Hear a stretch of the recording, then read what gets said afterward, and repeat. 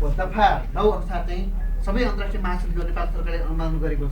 त्यो नेपालको संविधान अनुसार चाहिँ लागू हुने चाहिँ त्यो कानुनी प्रावधान छ। त्यो हामी सबैले अब राखेका छौँ। त्यसपछि यो विभिन्न अन्तर्राष्ट्रिय महासन्धिहरूको छ। विशेष गरेर चाहिँ यो अहिले जातीय भेदभाव तथा छुवाछुत विरुद्धको अधिकारको प्रत्यावृत्तिको लागि राष्ट्रिय तथा अन्तर्राष्ट्रिय कानुनहरूले स्पष्ट कानुनी व्यवस्था गरेको भए तापनि होइन कानुनको समस्या छैन, तर कार्यान्वयनमा चाहिँ हाम्रो चाहिँ समस्या चाहिँ देखिएको छ। र विशेष गरी दलित समुदाय विरुद्ध चाहिँ व्यक्तिगत वा सामूहिक रूपमा चाहिँ जातीय विभेद तथा छुवाछुतको घटना दैनिक घटिरहेका छन्। तीमध्ये केहीलाई मात्र मिडियाले सार्वजनिक गर्छन्, अरू चाहिँ मिडियामा नआएर पनि गाउँमै सहेर बस्नुपर्ने चाहिँ स्थिति देख्छ। अब दलितहरूको स्थिति के छ त अहिलेसम्म हेर्दा तथ्याङ्कहरू हेर्दाखेरि कुल जनसङ्ख्याको सरकारी तथ्याङ्क अनुसार अहिले 13% भन्ने 13.3% भन्ने अनुसार शिल्पकला सङ्गीत र साहित्यमा धनी भए तापनि उनीहरूको इतिहास मेटाइएको छ होइन। उनीहरूको इतिहास चाहिँ लिखित रूपमा छैन। त्यसपछि नेपालको एकीकरण प्राथमिक आन्दोलन 10 वर्ष जनयुद्ध र 62-63 को जुन आन्दोलनमा सक्रिय भूमिका निभाएको भए तापनि राजनीतिक दलहरूबाट दलित समुदायकोले गरेको योगदानको अवमूल्यन गरिएको छ। समग्रमा जुन पार्टी सरकारमा जान्छन् त्यहाँ चाहिँ अब दलितको लागि चाहिँ कुनै किसिमको चाहिँ एउटा उल्लेख्ने काम नगरेको हामी चाहिँ पाएका छौँ। सबै पार्टीलाई कुनै एउटा पार्टीले भन्ने अवस्था चाहिँ छैन। त्यसको मुख्य कारण जस्तो अहिलेको अन्तरिम संविधानको धारा 21 होइन महत्त्वपूर्ण कुरा कडियो छ। अब यो कुरा चाहिँ अहिलेसम्म हेर्दा सबै संवैधानिक निकाय सबै राजनीतिक नीतिहरूमा महिलाको हकमा लागू भएको छ, मधेसीको हकमा लागू भएको छ, जनजातीय हकमा लागू भएको छ, तर लागू नहुने एउटै समुदाय त्यो हो दलित। अहिले मन्त्रीमण्डलदेखि लिएर सबै उसमा चाहिँ यो संविधान धारा 21 संविधान सभामा हाम्रो सभासदहरू 41 जना हुनुहुन्छ, त्यो बाहेक अरू ठाउँमा चाहिँ यो धारा चाहिँ लागू हुन सकिरहेको छैन। जस्तो अर्को चाहिँ महत्त्वपूर्ण कुरा चाहिँ सरकारले चाहिँ गएको वर्ष 179 जना चाहिँ न्यायाधीशहरूको नियुक्ति गर्यो, तर त्यसमा एकजना पनि दलित समुदायको चाहिँ पर्न सक्यो। यद्यपि 101 हाम्रो साथीहरू चाहिँ होइन त्यो सबै प्रज्ञा पुरा गरेका क्षमतावान भएका हुनाउँदै पनि चाहिँ यो उसबाट चाहिँ पारिएको। त्यसपछि अर्को चाहिँ हामी सबैले हेर्दा के भने यो दलितहरूको सवालमा चाहिँ यो सर्वप्रथम दलितहरूको चाहिँ अस्तित्व स्वीकार नगर्ने र अस्तित्व स्वीकार गर्यो भने नेतृत्व स्वीकार नगर्ने जुन एउटा मनोविज्ञान यो चाहिँ सबै ठाउँमा राजनीतिक दलमा, नागरिक समाजमा, सामाजिक संस्थाहरूमा सबै ठाउँमा चाहिँ व्यक्त भएको चाहिँ स्थिति चाहिँ छ। अब उनीहरूको अरू तथ्याङ्कहरू हेर्दा जस्तो साक्षरता 33% छ, उच्च शिक्षामा पहुँच 0.1% मात्रै दलितको पहुँच छ र स्कुल छोड्ने विद्यार्थीको सङ्ख्या हेऱ्यो भने 20% मावि तहमा चाहिँ 20% स्कुल छोड्ने ड्रप आउट रेटको स्थिति छ र गरिबी 42% छ र 80% दलित युवाहरू चाहिँ बेरोजगारको स्थितिमा रहेका छन्। त्यसपछि यो दैनिक उल्लङ्घनका घटनाहरू चाहिँ भयो है। त्यसपछि अहिले यो सरकारी निकायमा कर्मचारीहरूको जातिगत प्रस्तुति के छ भने हामीले हेर्दाखेरि यो सन् 2011 को यो निजामती किताबखानाबाट लिएको तथ्याङ्क हो। त्यसमा हेर्दा के रहेछ भनेपछि यो मधेसी ब्राह्मण क्षेत्रीहरू 3%, नेपाली मतलब निजामती कर्मचारी क्षेत्रमा हेर्दाखेरि 3% रहेछ, मुसलमान 1%, त्यसपछि अन्य पिछडा वर्गको 15% रहेछ, त्यसपछि पहिचान नखुलेका 2%, पहाडी दलित 1%, मधेसी दलित 1%, अनि पहाडी जनजाति 9%, मधेसी जनजाति 4%, नेवार 8% छ र बाँकी सबै पहाडी ब्राह्मण क्षेत्रीको पुरुषहरूको चाहिँ 56% भएको तथ्याङ्क चाहिँ यो सन् 2011 को निजामती किताबखानाबाट आएको तथ्याङ्कले देखायो। यसले गर्दाखेरि सरकारमा सबैको चाहिँ पहुँच पुग्न नसकेको चाहिँ स्थिति रहेछ। यो केसहरू यो मुख्य कुरा यो बाजुराको केसहरू यो चाहिँ महत्त्वपूर्ण मैले हाइलाइट गरेँ, किनभने त्यहाँ स्वयं एउटा पुजारीले विभेद गरेका छ, त्यहाँको प्रहरी चाहिँ विभेदमा परेको छ। कानुन कार्यान्वयन निकाय भएको प्रहरीले समेत जाति विभेद हुँदाखेरि खुलेर बोल्न सक्दैन भने अरू आम सामान्य मान्छेको अवस्था के होला। यो 27 सालको त्यो जनैक पूर्णिमाको घटना यो विशेष संस्था भयो, तर बिचरा त्यो पीडित प्रहरी चाहिँ पछि अब हामीसँग सम्पर्क हामीले धेरै खोजेका थियौँ र सम्पर्क आउन नसकेर उनले आफ्नो जागिरको सवालले पनि चुप लागेर बस्नुपर्ने स्थिति भयो भने चाहिँ यो कार्यान्वयनको चाहिँ कहाँले लाग्दो स्थिति चाहिँ यस्तो देखिन्छ।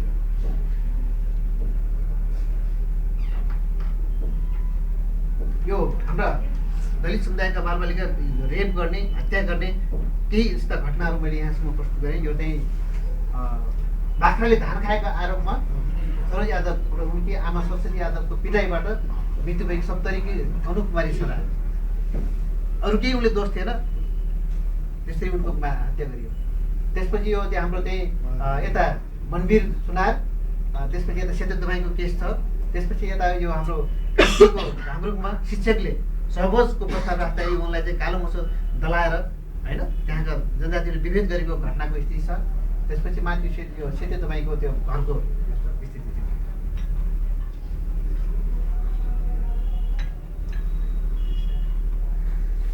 यो बस्तीको आरोप कि ललितपुरकी कली कुमारीको केसमा यो अगाडिको कलेजमा गरेको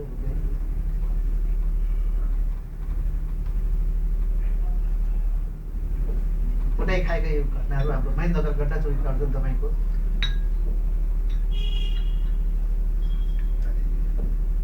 यो बर्दिया निकुञ्जको यो फोटो चाहिँ हामीले खिचेको प्राविधिक हिसाबले देखाउन सकिएन। बाँसपानी घटनाको केस हामी सबैलाई थाहा छ होइन। त्यहाँका 3 जना दलित महिलाहरूलाई चाहिँ होइन मारेको, तर त्यो सरकारले मानवाधिकार आयोगले ठुलो पहलकदमी गर्यो र दोषीलाई चाहिँ कुनै कारवाही हुन सकेन। अब के हो त्यस्तो टिकाइ राष्ट्रिय तत्त्व भने अहिलेसम्म हामीले हेर्दा हामीले पाएको के छ भने चाहिँ एउटा त 19 10को मूलिक ऐन होइन 2000 लिखित रूपमा 20 सालदेखि 1910 देखि 2020 साल श्रावण 32 गतेसम्म चाहिँ नि राज्यले पुरानो मूलिक ऐन लागू गरी जातपात मान्नै पर्ने खालको कानुन स्थिति रहेछ। नमानेपछि जात फालिदिने होइन बिरालो बनाउने त्यो खालको एकदम कठोर तत्त्वको कानुन लागिएको रहेछ। त्यो खालको स्थिति। त्यसपछि 47 सालको संविधानमा मौलिक हक अन्तर्गत चाहिँ सार्वजनिक स्तरमा मात्रै विभेद गर्न नपाइने भनेर उल्लेख गरिएको रहेछ। त्यसै गरी 2020 साल भाद्र 70 सालका 22 गतेसम्म चाहिँ जातीय भेदभाव गरे पनि हुने नगरे पनि हुने खालको त्यस्तो खालको चाहिँ कानुनी व्यवस्था हुन्छ। हामी सबैले अब यो 2020 सालको मौलिक ऐनलाई शाश्वत अन्त्य गर्नको लागि ल्याएको भनेर यो धेरैको बुझाइ धेरैले भन्ने गरेको छ। तर हामीले त्यो ऐन हेर्दाखेरि के छ भने कहीँ पनि यो जातीय विभेद गर्न नपाइने यो अपराध हुन्छ, गरी बापत यति दण्ड सजाय हुने भन्ने कुरा कहीँ पनि लेखेको रहेछ। त्यसले गर्दाखेरि यो कारणले गर्दाखेरि पनि रहेछ। हुन त धेरै मान्छेले 20 साललाई चाहिँ मौलिक ऐन यो शाश्वत अन्त्य गर्न ल्याएको भन्ने चाहिँ भनिन्छ। त्यसको खास के भने पहिला राणा शासनमा जुन जातको आधारमा चाहिँ दण्ड सजाय गर्ने अलग अलग व्यवस्था थियो त्यसलाई हटाएको हो, तर छुवाछुत गर्नेलाई दण्ड सजाय गर्ने खालको 2020 सालको मौलिक ऐन कहीँ उल्लेख पाएको। 2052 सालमा माओवादी जनमुक्ति भएको देखिन्छ। त्यसपछि चाहिँ नि राष्ट्र सरकारले दलितहरूको पक्षमा केही काम गरेको देखिन्छ। 2054 सालमा चाहिँ राष्ट्रिय दलित आयोगको माग गर्दै दलितहरू भद्रकालीमा धरनामा बसेपछि सरकारले चाहिँ स्थानीय विकास मन्त्रालय अन्तर्गत उपेक्षित उत्पीडित दलित उत्थान समितिको स्थापना गरेको पाइन्छ। 57 सालमा राष्ट्रिय मानवाधिकार आयोगको गठन भयो होइन।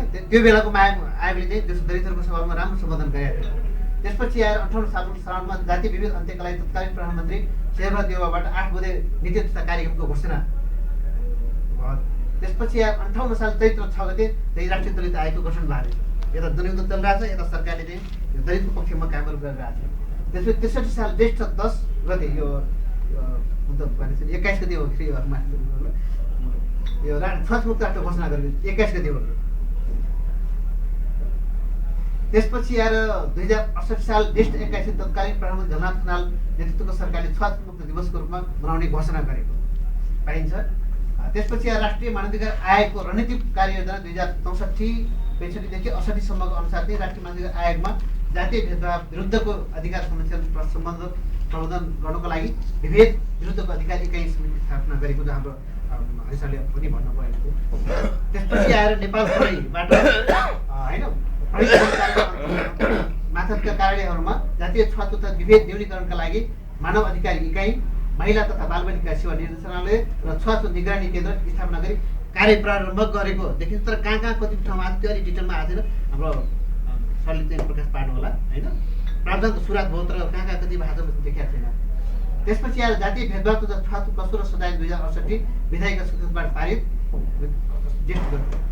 यो पारित गराउनको लागि पनि अब सबै तर्फबाट प्रयास भएको थियो। विशेष गरी दलित शासकको तर्फबाट हामीले चाहिँ 5 विकास क्षेत्रमा सुझाव सङ्कलन गरेका थियौँ र 20,000 दलितहरूको हस्ताक्षर गरेर हाम्रो तत्कालीन सामान्य प्रशासन राज्य मन्त्री जितु गौतमजीको रोभरमा तत्कालीन हाम्रो प्रधानमन्त्री हाम्रो विजय कुमार देवलाई हस्ताक्षर गरिसकेपछि त्यो कार्यान्वयनमा हाम्रो मान्य जितु गौतमजीको पनि ठुलो चाहिँ भूमिका छ।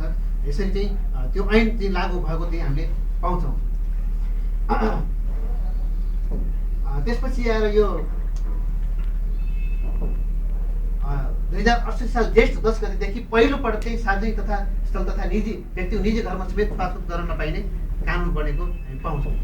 नत्र 68 सालसम्म चाहिँ सार्वजनिक स्थलमा ठिक छ तर निजी घरमा विरोध गर्न नपाइने भन्ने थियो। र वास्तवमा यो नेपालको इतिहासमा दलित आन्दोलनको इतिहासमा विशेष गरी तत्कालीन सभासदज्यूहरू राजनीतिक दलहरूको चाहिँ यो महत्त्वपूर्ण चाहिँ भूमिका हो।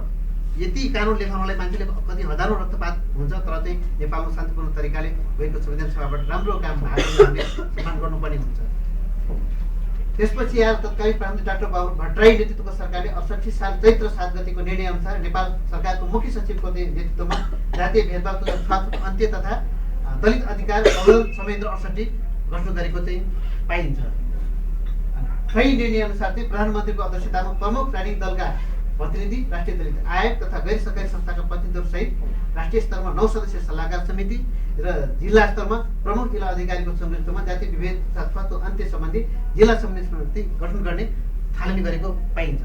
तर प्रावधान त यो हो तर यो गठन गर्ने र यसलाई कार्यान्वयन गर्ने सवालमा चाहिँ शिथिलता आएको छ। अहिले साहित्य राष्ट्रिय दलित आयोगको अध्यक्ष आउनु होला, उहाँले अस्ति सेयर गर्नुभएको थियो। कपिल वस्तुमा त त्यहाँका प्रमुख जिल्ला अधिकारीलाई समेत यो ऐन बनेको थाहा नभएको कुरा अस्ति भर्खर जानकारी गराउनु भन्दाखेरि कार्यान्वयनको सवालमा चुनौती देखिन्छ। अब यसमा यो सबै हामीले बुझेको म त्यति जान्न, यो घटनाहरू छन् होइन, यो रौथरको घटना भइहाल्यो। यी मुद्दाहरूमा चाहिँ नि हरेक जति घटना पनि सबै ठाउँमा चाहिँ के भइदियो भने दोषीहरू चाहिँ कुनै न कुनै राजनीतिक दलसँग सम्बन्धित हुने र जब कारवाही गराउन थाल्यो भने चाहिँ पार्टीको हस्तक्षेप हुने त्यो खालको चाहिँ समस्या, मेन समस्या चाहिँ दलितहरू न्याय नपाउनु त्यो देखिया छ। जबकि यो सरकारवाही मुद्दा भइसकेपछि चाहिँ यो मेलमिलाप गर्न मिल्दैन। यो घटना यो मैले धादिङको मुलाफाको घटना पनि यो अहिले पनि यो समाधान भएको छैन। चुनौतीहरूमा प्रश्न जान्छु। यसको मुख्य चुनौती के छ भने जातीय भेदभाव कस्तो सजाय शक्तिलाई विशेष गरेर प्रहरी, सरकारी वकिल र न्याय प्रशासनका कर्मचारीहरूले अझै आत्मसात गर्न नसक्या भन्ने चाहिँ आम जनताको अनुभूति छ। हुन त गरी ठाउँबाट भयो होला तर त्यो आम जनताको अनुभूति चाहिँ त्यस्तो खालको देखिएको छ। त्यसपछि धार्मिक अन्धविश्वास, मनुस्मृति र पुरानो मूल्यको ऐनको प्रभाव अहिले पनि छ, त्यसले अहिले पनि जडा गाडेको छ, त्यो मुक्त हुन सकिरहेको छैन। त्यसपछि कानुनको अज्ञानता क्षम्य हुँदैन, आफ्नो मुद्दामा आफै न्यायाधीश हुनुहुँदैन तथा कानुनको अगाडि समानता भन्ने फौजदारी न्यायका सिद्धान्तहरू दलित समुदायको हकमा लागू हुन सकिरहेको छैन। अहिले पनि भन्नुहोस् अब होइन मलाई थाहै थिएन भन्ने कुरा भयो छुट पायो। त्यसपछि अर्को चाहिँ यो आफ्नो मुद्दामा आफै न्यायाधीश हुनु हुँदैन भन्ने केस कहाँबाट आयो भने एउटा त हाम्रो सल्यानको घटना घटेको थियो 54 सालमा चाहिँ। त्यहाँ पँधेरामा भेदभाव गर्ने भनेको केसी थरको मान्छे, अनि हामीले उजुर हालेपछि त्यहाँ प्रहरीलाई गयो, प्रहरी पक्राउ गर्न जाने प्रहरी पनि केसी थरको मान्छे रहेछ। भेटघाट भयो, कहाँ पक्राउ गर्ने उता आफ्नो स्टेसनको पद भाले खाएर आयो। त्यही केस चाहिँ यहाँ धादिङमा पनि त्यही खेल भयो। त्यो खनाल थरको मान्छेले विभेद गरे, सुबेदी थरको मान्छेले विभेद गरे, पक्राउ गर्न जाने पनि प्रहरी पनि सुवेदी पऱ्यो, खोजतलास गर्दा आफै नतागता पऱ्यो, कहाँ कारवाही गर्ने उता न्यायाधीश पनि त्यो खालको हुनाले यो चाहिँ दलितहरूको सवालमा आफ्नो मुद्दामा आफै न्यायाधीश हुनुहुँदैन भन्ने जुन एउटा सिद्धान्त छ यसलाई हामीले विचार गर्नुपर्ने छ कि यो मुद्दा फैसला हुँदाखेरि मुस्लिम समुदायको न्यायाधीश हुनु पऱ्यो अथवा जनजाति समुदायको न्यायाधीश हुनु पऱ्यो, होइन भने यदि ब्राह्मण समुदायकै न्यायाधीश भयो भने कहीँ न कहीँ यसले मनोवैज्ञानिक असर पार्छ कि भन्ने चाहिँ देख्यौँ। त कतिपय मुद्दामा ब्राह्मण समुदायको न्यायाधीशले पनि राम्रो फैसला गर्नुभएको छ, तर चाहिँ यो चाहिँ एउटा चाहिँ सिद्धान्तले पनि भूमिका खेलेको हामी पाउँछौँ। र त्यसपछि कानुन अगाडि समानता भनेपछि विभेद गरेका छ तर ठुलो जातको भयो, ठुलो पार्टीको भयो भने उसलाई कानुन नलाग्ने, यो चाहिँ एउटा चाहिँ एकदम समस्या छ। त्यसपछि गरिबी, अशिक्षा र राजनीतिक हैसियत कमजोर हुने, जातीय भेदभाव अपराधबाट पीडित हुनुपर्ने मुख्य कारण देखिन्छ। जहाँ अलि हुने खाने छ, धन छ भने उसलाई केही गर्दैन, जो गरिब छ होइन अशिक्षित छ भने सबभन्दा पीडामा पर्ने उही समुदाय हुन्छ। त्यसले गर्दा अर्को चाहिँ कानुनी ज्ञानको अभाव, जटिल लामो र महँगो कानुनी प्रक्रिया र प्रहरी प्रशासनमा पहुँच नपुग्नु पनि दलित समुदायले न्याय नपाउनु एउटा मुख्य समस्या देखिन्छ। अब धेरैसो मान्छेलाई यो थाहै छैन।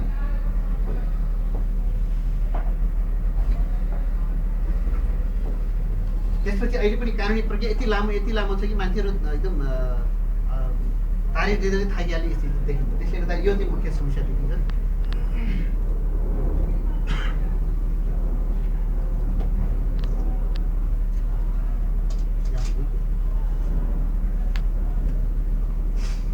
त्यसपछि वेदको कुरा हामी सबैलाई थाहा छ, म त्यसमा डिटेलमा जान्न। त्यो वेदमा जुन अर्थ लगाएको अहिले पनि त्यो खास चाहिँ अब छोटो भन्दाखेरि मानिसको शरीरलाई ब्राह्मण क्षेत्र वैश्य शूद्रमा व्याख्या गरेको र पछि चाहिँ नै मान्छेलाई नै जात गरेको एउटा गलत व्याख्या भएको त्यसले त्यसको प्रभाव अहिले पनि परेको छ। जस्तो शूद्र चाहिँ खुट्टाबाट जन्मिएको भन्ने जुन एउटा अंश चलाहरूले त्यसले एउटा समस्या पारेको देखिन्छ। त्यसपछि विभिन्न वेदको विभिन्न यो अर्थ लगाइएको छ, त्यसको म जान्न। यिनी सबैको सारांश के भने दलितहरूलाई चाहिँ यो गैर आर्य हुन् भन्ने चाहिँ पुष्टि देखिएको छ कि ब्राह्मण क्षेत्र वैश्य चाहिँ आर्य भएको, यो दलित शूद्रहरू चाहिँ अनार्य भएको भन्ने यी कुराहरूमा चाहिँ उल्लेख भएको चाहिँ पाइन्छ। त्यसले गर्दा यो अलिकति बहसमा जानुपर्छ होला। अनि त्यो एउटा छ भने बाहुन र क्षेत्रीहरूको सेवा र दासत्व गर्नु नै शूद्रको विशिष्ट काम हुनुपर्छ। यदि दास शूद्रले अरू काम गर्नु खोजे वा स्वतन्त्र हुने खोजे उनीहरूको प्रयास विफल पारिन्छ भन्ने खालको मनुष्यका चाहिँ प्रावधानहरूले गर्दा पनि अहिले समस्या छ। यो 19 दशक मुनिको कुराहरूको यो अब चाहिँ सरकारवालाहरू कसले के गर्नुपर्छ भन्ने कुरामा चाहिँ म प्रकाश पार्न चाहन्छु। पहिलो कुरा चाहिँ सरकार, विशेष गरी हामी सरकारको पनि गरिरहेको छौँ। सरकारले के गर्नु पर्यो भन्दाखेरि चाहिँ नि यो जातीय भेदभाव तथा छुवाछुत अन्त्यका लागि बनेका राष्ट्रिय तथा अन्तर्राष्ट्रिय कानुनहरू प्रभावकारी रूपमा लागू गराउन पहल गर्ने होइन। त्यसपछि सरकारी तथा निजी सञ्चार माध्यममा जातीय भेदभाव तथा छुवाछुत अन्त्यका लागि सन्देशमूलक सामग्रीहरू प्रसारण गर्ने। जो टेलिभिजनबाट पत्रिकाको दैनिक पत्रिकाको फ्रन्ट न्युजमै आउनु पर्यो। अहिले हाम्रो रेडियोमा अब हाम्रो त्यो सामुदायिक उसबाट भयो, यो सबै सरकारी माध्यमले त्यो गर्नुपर्छ भन्ने कुराहरू। त्यसपछि जातीय भेदभाव तथा अन्त्य तथा दलित अधिकार प्रबन्धन समिति 68लाई प्रभावकारी रूपमा परिचालन गर्नुपर्ने। यो चाहिँ अहिलेसम्म गर्नु हुन सकिरहेको छैन जिल्लामा। जस्तो हामी जाँदा दलित सेवा सङ्घले गएको थियो, पहल गर्दै गरेका छौँ, कहीँ थाहा होला। अरू ठाउँमा चाहिँ यो समिति जो जिल्ला प्रमुख जिल्ला अधिकारीको अध्यक्षता हुनुपर्ने समिति हो, त्यो हुन सकिरहेको छैन। र यो जबकि यो गृह मन्त्रालयले तत्काल सर्कुलर गरेर त्यो पठाउनु पर्ने हो होइन। अब अहिले हाम्रो त्यही भएर हाम्रो गृह मन्त्रालयका प्रतिनिधिलाई हामीले रेस्पेक्ट गरेर बोलाएको थियौँ, उहाँ अब सायद आउँदै हुन्छ होला। अर्को चाहिँ विशेष गरेर यो जनतालाई प्रत्यक्ष लाभ दिने भनेको स्थानीय निकाय हो, नगरपालिका, जीविस, गाविस हो। र हामी के भन्छौँ भने नगरपालिका र गाविसमा जाने रकमको कम्तीमा पनि 25% रकम जातीय विभेद तथा अन्त्यका लागि दलितहरूको शिक्षा, स्वास्थ्य र आर्थिक विकास तथा राजनीतिक सचेतन र जनचेतना बढाउनको लागि विनियोजन गर्नुपर्छ। त्यहाँ फोकस हुन्छ, किनभने गाविस त्यहाँबाट नजाँदासम्म माथि हुन सक्दैन भन्ने खालको कारणले हाम्रो चाहिँ प्रस्ताव छ। त्यसपछि जातीय भेदभाव तथा अपराधमा पीडित भएका व्यक्तिहरूलाई तत्काल आर्थिक सहायता र सुरक्षाको व्यवस्था गर्नुपर्छ। र कतिपय पीडितहरू यो सामाजिक सुरक्षाको अभावले गर्दाखेरि खुलेर चाहिँ बोल्न नजाने, उजुर गर्न नजाने होइन, मनोवैज्ञानिक हिसाबले पनि उनको त्रासमा पात्र पनि हुन्छ। त्यो चाहिँ सरकारले त्यस्तो व्यवस्था तत्काल सुरक्षाको व्यवस्था गर्नुपर्ने देखिन्छ। जस्तो सेलर राखेर हुन्छ होइन। अर्को चाहिँ राज्यले जुन आत्मसात गरेको समावेशी तथा समानुपातिक सिद्धान्तलाई परिणाममुखी बनाउन चाहिँ विभिन्न निकायमा गरिने राजनीतिक नियुक्तिहरूमा दलित समुदायको तर्फबाट अनिवार्य नियुक्ति गर्ने खालको व्यवस्था चाहिँ हुनु पर्यो। मैले अघि नै पनि भने अरूको हकमा लागू भएको छ, तर दलितहरूमा यो अझै लागू हुन सकेको छैन। अहिले अब तत्काल सबैभन्दा आलोचनाको विषय भनेको राष्ट्रिय महाधिकार आयो होइन। त्यहाँ सबैबाट अब सायद मुद्दा पनि परिरहेको छ भन्न सकिएको छ होइन। यहाँ यो अर्को कस्तो भने चाहिँ सबैभन्दा बढी जोड दिनुपर्ने दलितहरूलाई हो कि चारैतिरबाट उनीहरूको चाहिँ हामीले अरूको हकमा नहोस् तर दलितहरूलाई पहिलो प्राथमिकता दिएर गर्नुपर्ने कामहरू र उल्टो भइरहेको छ। अब चाहिँ राजनीतिक दलहरूको भूमिका के हुनुपर्छ भन्दाखेरि पहिलो कुरा त प्रत्येक राजनीतिक दलहरूले जातीय भेदभाव तथा छुवाछुत अन्त्यका लागि समिति गठन गरी जनचेतना अभियान चलाउनु पर्ने, त्यो चलाउनु पर्यो कि आफ्नो पार्टी कार्यकर्ताहरूलाई। तर कुनै पनि राजनीतिक दलले त्यो हुन सकिरहेको छैन। अर्को कुरा चाहिँ प्रहरी प्रशासनमा गर्ने हस्तक्षेप चाहिँ रोक्नु पर्ने। सबभन्दा समस्या चाहिँ अब हाम्रो सरले भन्नु होला होइन, अब कतिको कुरा आउँछन् र दलितहरूको छुवाछुतको हकमा यो एकदम 99% चाहिँ यो चाहिँ लागू भएको छ। यो रोक्नुपर्ने राजनीतिक दलहरूले। त्यसपछि सांसदहरूले संसद विकास कोषबाट जातीय भेदभाव तथा छुवाछुत अन्त्य गर्नका लागि आफ्नो बजेट विनियोजन गर्नुपर्ने। जुन होइन 6 एकजना सभासदहरूले प्रत्येक सभासदले 50,000 छुट्याइदिए पनि कति काम हुन्छ। त्यो तत्काल जातीय विभेद हट्न सक्छ। त्यो हामीले पहिला पनि प्रस्ताव राख्यो, अहिले पनि त्यो प्रस्ताव, तर त्यो हुन सकिरहेको छैन। त्यसपछि कानुनको पालना गर्नका लागि कार्यकर्ताहरूलाई प्रशिक्षित गर्नुपर्ने राजनीतिक दलहरूले होइन। छुवाछुत जातीय विभेदको अपराधमा संलग्न आफ्ना कार्यकर्तालाई संरक्षण नगरी पार्टीबाट नै कारबाही गर्ने नीति अख्तियार गर्नुपर्ने। तर आजसम्म कुनै पनि राजनीतिक दलले चाहिँ यो गरेको छैन, उल्टा संरक्षण गरेको छ। जस्तो रौतहटको केस होइन, सबै केसमा चाहिँ यही हो। अब सरकारी वकिलको कार्यालय हामीले निमन्त्रण गरेका थियौँ, सायद उहाँहरू आउनु भएन। मुख्य कुरा चाहिँ अहिले दलितहरूको मुद्दा पऱ्यो भने मुद्दा लेखिदिने मान्छे छैन जिल्लामा।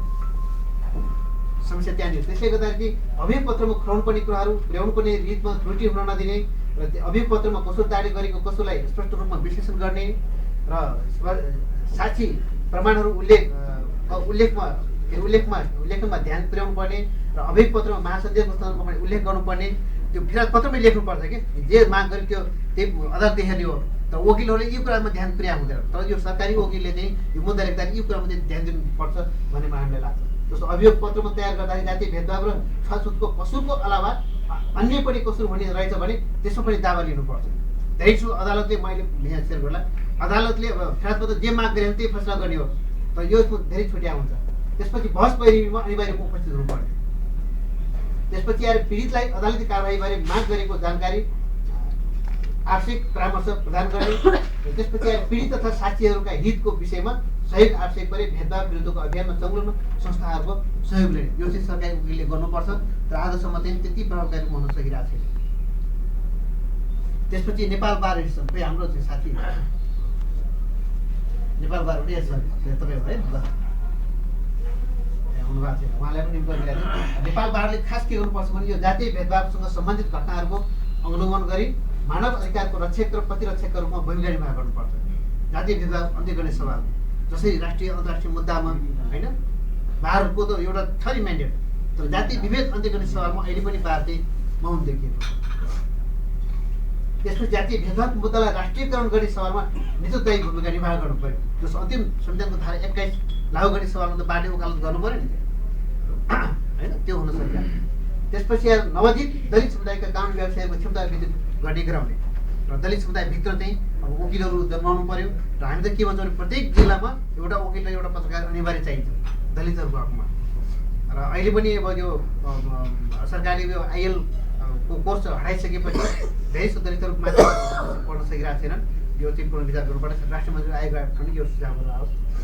र अर्को चाहिँ समावेशी न्याय प्रशासनका सुधारका लागि चाहिँ आवश्यक पहल गर्नु पर्यो। नेपाल बार एसोसिएसनले कानुनी सुझावहरू निर्धारी भन्ने मलाई लाग्छ। त्यसपछि आएर यो प्रहरी प्रशासन, प्रहरी प्रशासनबाट के हुनु पर्ला भने सामाजिक न्यायको लागि जातीय भेदभाव छुवाछुत कसुर र सजाय ऐन 68 लाई कार्यान्वयन तथा पालना गराउन मुख्य पहरेदारको भूमिका खेल्नु पर्यो। नेपाल प्रहरी भनेको विश्वमा प्रख्यात छ। जस्तोसुकै अपराधीलाई पनि समातेर कारबाही गर्न सक्छ, एकदम राम्रो क्षमता छ। तर त्यो क्षमता यो जातीय विभेद अन्त्य गर्ने सवालमा, दलितहरूलाई माथि परेको अन्यायको सवालमा चाहिँ नेपाल प्रहरीले चाहिँ निर्णायक भूमिका चाहिँ खेल्नु पर्यो। त्यो जति भएको छ तर त्यति पुगेर अझ गर्नुपर्छ भन्ने कुरा हो। त्यसपछि कानुन कार्यान्वयन निकायहरूमध्ये प्रमुख निकायमध्ये प्रहरी प्रशासन प्रमुख भएकोले पीडितलाई न्याय दिलाउने नेतृत्वदायी भूमिका पनि प्रहरीले नै खेल्नुपर्छ हरेक कुरामा। त्यसपछि छुवाछुत सम्बन्धी अपराधको मुद्दाको अनुसन्धान तथा तहकिकात गर्दा स्वतन्त्र र निष्पक्ष भूमिका निर्वाह गर्नु पर्यो। यहाँ फेरि पार्टीको लाइन आउँछ, आफ्नो पार्टीको माथिको नेताको आयो भने भएको प्रमाणहरू मेट्ने होइन, उल्टो दलितलाई दिने पीडितलाई दिने अन्याय दिने खालको भावले त्यस निष्पक्षतामा विश्वास दिलाउने काम चाहिँ प्रहरी प्रशासनबाट चाहिँ हुनुपर्छ। त्यसपछि पीडित तथा पीडितका साक्षीहरूको सुरक्षाको प्रत्याभूति गर्नु पर्यो। मैले अघि नै पनि भने पीडितहरूले चाहिँ आफ्नो ज्यानको सुरक्षा नहुँदाखेरि चाहिँ छुवाछुतका घटनामा खुलेर आउन सक्दैन। यो चाहिँ नेपाल प्रहरीले चाहिँ सुरक्षा दिने कस्तो खालको मेकानिजम बनाउनुपर्छ त्यहाँ चाहिँ ध्यान दिनुपर्छ। त्यसपछि प्रहरी प्रधान कार्यालय तथा मातृका कार्यालयमा जातीय छुवाछुत विभेद न्यूनीकरणका लागि मानव अधिकार इकाइ, महिला तथा बालबालिका सेवा निर्देशनालय र छुवाछुत निगरानी केन्द्रलाई स्थानीय तहसम्म स्थापना गरी क्रियाशील बनाउनु पर्ने। अब कति भाषा डाटा चाहियो, त्यसपछि त्यो कार्यान्वयन गर्ने चाहिँ गति चाहिँ हुनु पर्यो। त्यसपछि आएर अब जाति निकाय नेपालमा होइन सबै जाति निकायले काम गरिरहेको छ। यस सवालमा के गर्नु पर्यो, उनीहरूले छुवाछुत जाति विभेदको मूल कारणलाई अन्त्य गर्न सम्बोधन गर्ने खालका कार्यक्रमलाई विशेष कति आर्थिक तथा प्राविधिक सहयोग गर्नुपर्ने। त्यसपछि दलित समुदायको दक्ष शक्ति निर्माण गर्न उच्च शिक्षामा छात्रवृत्ति विशेष गरेर ल र पत्रकारिता विषयमा चाहिँ नै तालिम दिनुपर्ने। त्यसपछि दलित समुदायको न्यायमा पहुँच बढाउनेको लागि नागरिक समाज र सामाजिक संस्थाहरूसँग चाहिँ सहकार्य गर्नुपर्ने। जाति निकायले अब सुरुवात त भएको छ, तर जति हुनुपर्ने त्यति अझ हुन सकिरहेको छैन। त्यसपछि आएर नागरिक समाजले के खेल्नुपर्छ भने चाहिँ छुवाछुत तथा जातीय भेदभाव अन्त्य गर्ने सवालमा सामाजिक जागरणको अभियानहरू सञ्चालन गर्नु पर्यो। लगभग नेपालमा चाहिँ 30,000 सामाजिक संस्थाहरू दर्ता भएको पाइन्छ समाज कल्याण परिषदमा। अब चाहिँ क्रियाशील 8,000 होला। तर प्रत्येकले पनि यस्तो अभियान चलाउन सक्यो भने यो छिटै त्यो जाति विभेद अन्त्य हुन सक्छ। र त्यसपछि छुवाछुत जातीय विभेद भेदभावका पीडितहरूलाई चाहिँ तत्कालीन राहत र सुरक्षाको व्यवस्था गर्न चाहिँ आवश्यक छ। जहाँ जहाँ पीडित हुन् उनलाई चाहिँ नागरिक समाजबाट चाहिँ त्यो व्यवस्था गर्न सक्यो भने त्यसले एउटा राम्रो काम गर्न सक्छ जस्तो लाग्छ। त्यसपछि आएर यो राष्ट्रिय मानवाधिकार आयोग र राष्ट्रिय दलित आयोग, यसको चाहिँ दलितहरूलाई न्याय दिलाउन मानवाधिकार आयोग र राष्ट्रिय दलित आयोगले संयुक्त कार्ययोजना बनाएर कामहरू गर्नुपर्छ भनेर हामीले प्रस्ताव राखेका छौँ र त्यो अहिले पनि भइरहेछ। र त्यसपछि अर्को महत्त्वपूर्ण सवाल भनेको मिडिया। नेपालको मिडिया अहिले पनि प्रभाव रहेछ भनेर अस्ति होइन हाम्रो त्यहाँ छलफल पनि भएको छ। विशेष गरी यो सामाजिक न्यायको पक्षमा, दलितहरूको पक्षमा, महिलाको पक्षमा, जनजाति मधेसीहरू मुस्लिमहरूको पक्षमा चाहिँ नेपाली मिडिया नभएको भने चाहिँ आलोचना आइरहेछ। त्यसमध्ये विशेष गरी जाति विभेद अन्त्य गर्ने सवालमा चाहिँ मिडियाले ठुलो भूमिका खेल्नुपर्छ भन्ने हामीले प्रस्ताव गरेका छौँ। छुवाछुत जाति विभेद अन्त्यका लागि जनचेतना र जनमत निर्माण गर्न तथा सबै प्रकारका विभेदहरू अन्त्य गर्नका लागि नेपाली नागरिकहरूलाई अधिकारमाथिको कर्तव्यबोध गराउन विशेष सामग्रीहरू प्रसारण गर्नुपर्ने होइन। त्यसपछि छुवाछुत तथा जाति विभेदको घटनाको सम्बन्धमा अनुसन्धानमूलक सामग्रीहरू प्रसारण गर्नुपर्ने। दलितहरूको केस पाइएको छ जहाँ दलितहरूको कमजोरी छ त्यसलाई बढी हाइलाइट गर्ने, राम्रो पक्षलाई हाइलाइट नगर्ने त्यो खालको पनि एउटा ट्रेन्ड छ भने सकेसम्म त्यो हाइलाइटै नगर्ने खालको पनि। त्यसले गर्दाखेरि यो सवालमा मिडियाले यस्तो खालको भूमिका खेल्यो भने मात्र जाति विभेद अन्त्य गर्नलाई चाहिँ टेवा पुग्छ भन्ने हामीलाई लाग्छ। र अन्तमा चाहिँ यो छलफलमा हाम्रो मार्टिन लुथर किङको चाहिँ भनाइ सान्दर्भिक यहाँ प्रस्तुत गर्न चाहन्छु। उनले के भनेको भने शान्तिपूर्ण क्रान्ति जसले असम्भव बनाउँछन् उनीहरूले हिंसात्मक क्रान्ति निम्त्याउँछन् र विशेष अधिकार तथा विलासिता त्याग्न नमान्नेहरूले नै शान्तिपूर्ण क्रान्तिको बाटो छेक्छन्। र दलितहरूले अहिले खोजेको शान्तिपूर्ण क्रान्ति हो, जो नियम बनिएको छ, कानुन बनिएको छ, त्यसलाई कार्यान्वयन गर्नु बाबा दलितहरूमाथि अन्याय नगर भन्ने खालको नै हाम्रो भनाइ हो। तर त्यो अहिले सत्तामा बस्ने शासक वर्गमा देखेका मान्छेहरूले चाहिँ यो नगरिँदाखेरि अब नेपालमा द्वन्द्वको मुख्य कारण चाहिँ यही देखिएको छ। त्यसले गर्दा यो हामी भन्न चाहन्छौँ। र अन्तमा चाहिँ यो मेरो कोटेसन चाहिँ मेरो कविता चाहन्छु। लाखौँ जनता र शहीदहरूको बलिदानले बल्ल सङ्घीय लोकतान्त्रिक गणतन्त्र पाइएको छ। लाखौँ जनता र शहीदहरूको बलिदानले बल्ल सङ्घीय लोकतान्त्रिक गणतन्त्र पाइएको छ। तर समावेशी र न्यायपूर्ण राष्ट्र निर्माणका लागि भाषामा होइन अब व्यवहारमा क्रान्तिकारिता चाहिएको छ। सबैले कुरा छ। हवस्, यति भन्दै आफ्नो भनाइ म टुङ्ग्याउँछु। हवस्।